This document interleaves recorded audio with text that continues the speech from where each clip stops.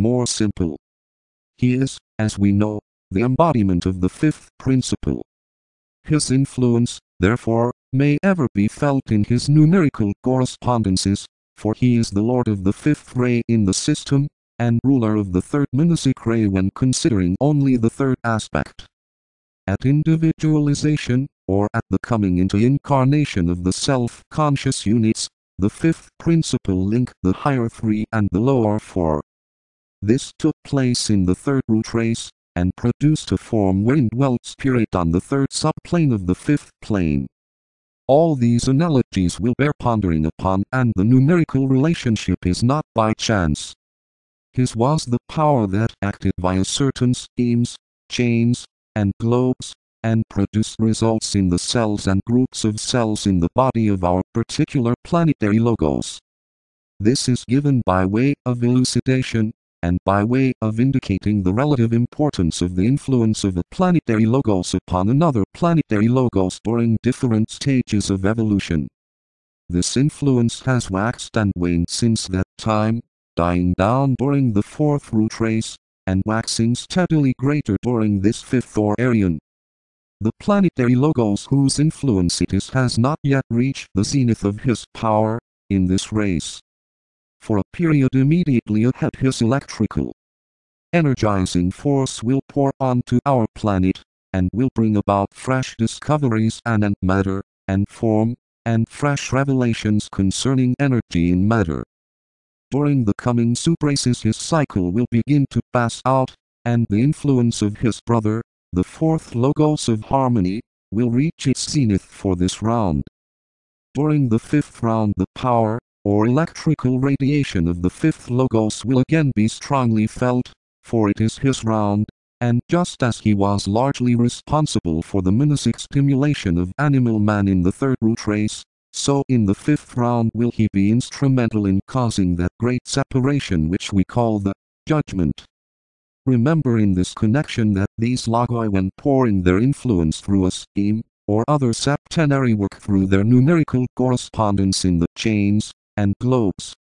In the fifth round, for instance, the fifth chain, a center in the body of the heavenly man, will be the recipient of this fifth type of force and will transmit and circulate it to the other chains via their fifth globe.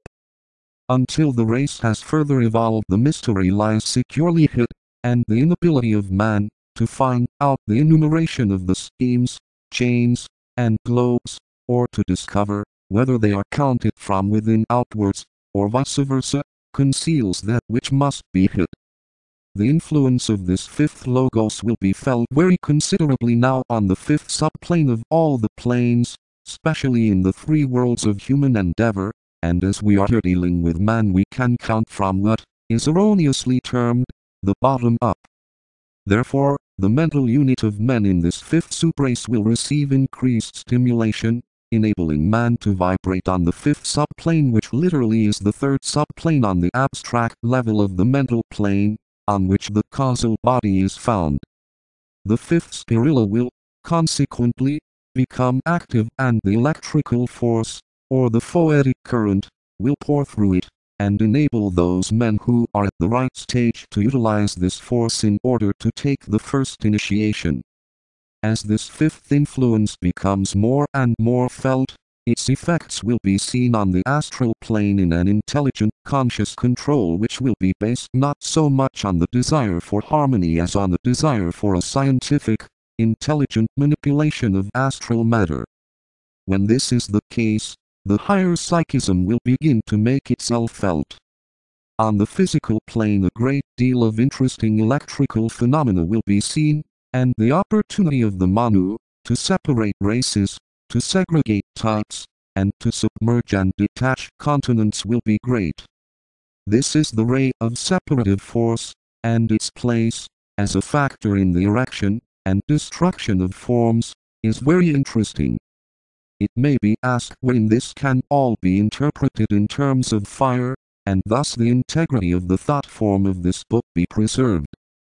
Whenever the words influence, radiation, or the power of a ray, are used, we are dealing inferentially with electrical phenomena, or with energy of some kind. This energy, or electrical manifestation, this mystery of electricity, to which HPB refers, 15,250 is the foundation of all manifestations, and lies back of all evolution. It produces light in ever-growing brilliancy. It builds and molds the form to the need of the indwelling entity. It brings about coherence and group activity.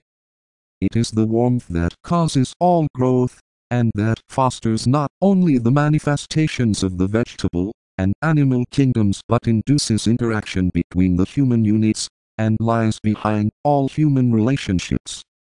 It is magnetism, radiation, attraction and repulsion, life, death, and all things. It is conscious purpose and essential will in objective manifestation, and he who has solved what lies back of electrical phenomena has solved not only the secret of his own being, but knows his place within his greater sphere, a planetary logos, is conscious of the identity of that cosmic existence we call a solar logos, and realizes somewhat the place of our system and its electrical relationship with the 7 constellations. We have now to deal with the influence of a force that is waning and passing out of dominance, that of the 6th ray of devotion or idealism. It will not be possible to predicate much anent it, beyond pointing out certain general ideas which may be of value in the contemplation of ray cycles in general. These ray influences work through their focal points in all cases, macrocosmic and microcosmic, and these are the etheric centers. The centers, in the case of all beings, are ever 7 in number, and are composed of deva and human units in group activity, or of force vortices which contain in latency, and hold in ordered activity, cells with the potentiality of human manifestation. Forget not the occult truism that all forms of existence pass at one stage of their career through the human kingdom. Cosmic, or extra-systemic rays, impinge upon or circulate via centers found on the 2nd cosmic ether, but which, at the present stage of objectivity, become systemically visible in the 4th cosmic ether, the Buddhic. One permanent cosmic ray is the ray of our Logos himself, and the subrays of this ray permeate his entire system.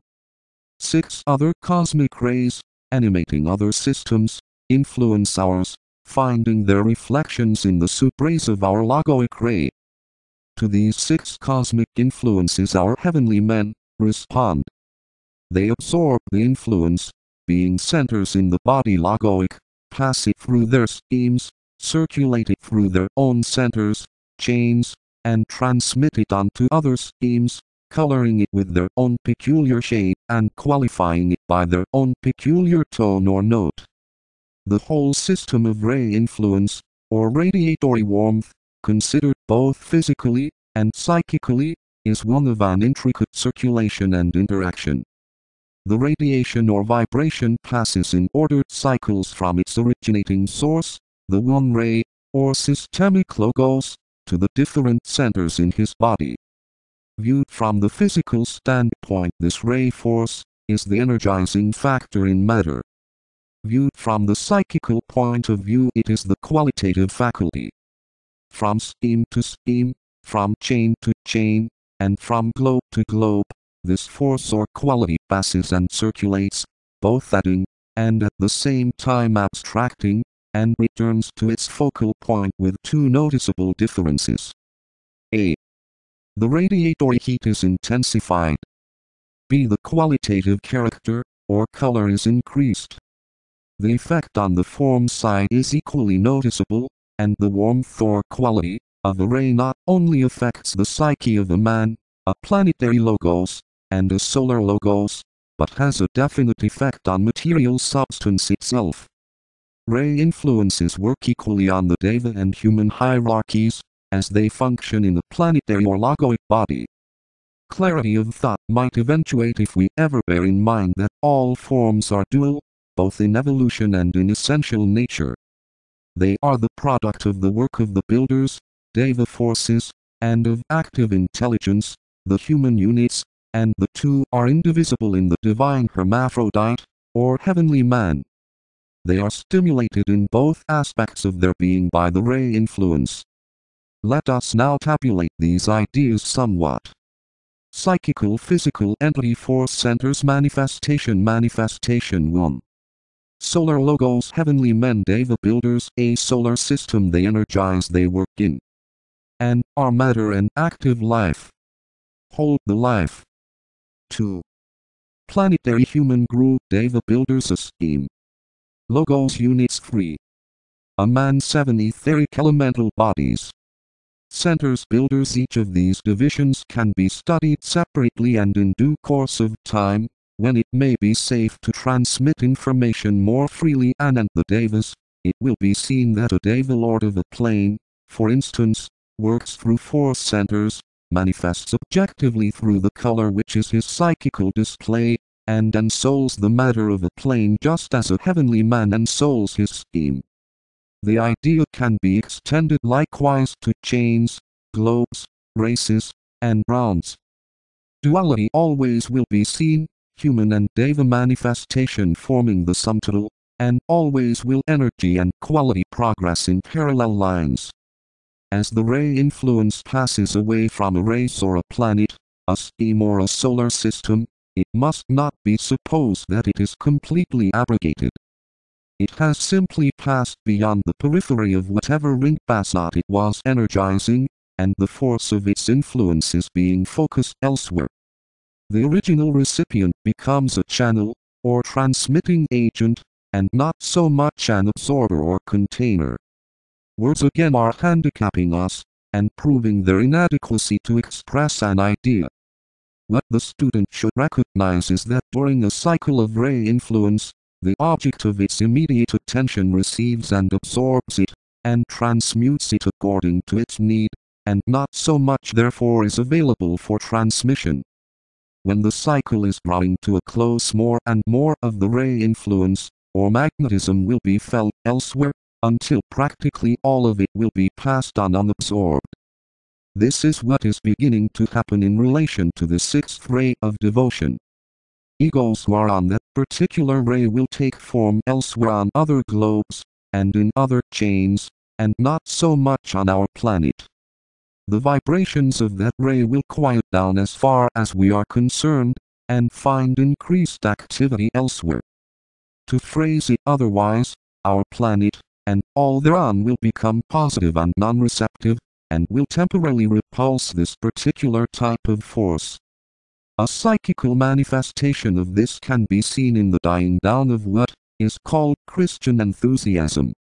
This ray, on which the koan Jesus may be found, will no longer pour its force to the same extent into the form he built, and it will necessarily slowly but surely disintegrate, having served its purpose for close on 2,000 years.